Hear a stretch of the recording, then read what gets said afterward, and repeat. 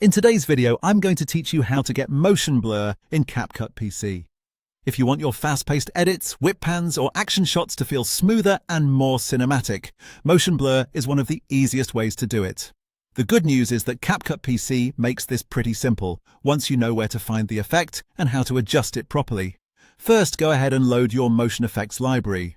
Start by placing the video clip you want to work on down on an open timeline track.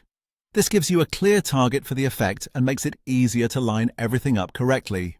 Once your clip is sitting in the timeline, move your mouse up to the main navigation bar in the top left area of the screen and click on Effects.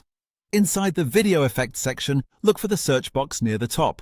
Click into that field, type Motion Blur, and then press Enter on your keyboard. That will bring up the relevant effect results so you don't have to scroll through the entire library manually. Searching directly is usually the fastest way to get where you need to go, especially if you're working on a project with a lot of elements already on screen. Next, it's time to place the motion blur over your footage. In the search results, find the motion blur effect card, then click and drag it down onto track 2 so it sits directly above your video clip. This is important because the effect needs to be layered over the footage you want to affect. After that, hover over the right edge of the purple effect block and drag it outward until it matches the exact duration of the fast-moving section underneath. Try to line it up as closely as possible so the blur only appears where it actually helps the motion. Now let's fine-tune the look. Click once on the purple motion blur effect block to select it, then move over to the settings panel in the top right area of the interface.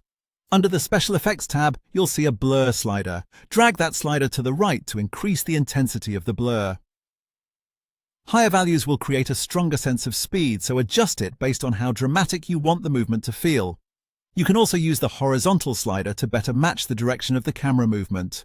This is especially useful if your clip has side-to-side motion, because it helps the blur feel more natural and connected to the action in the frame.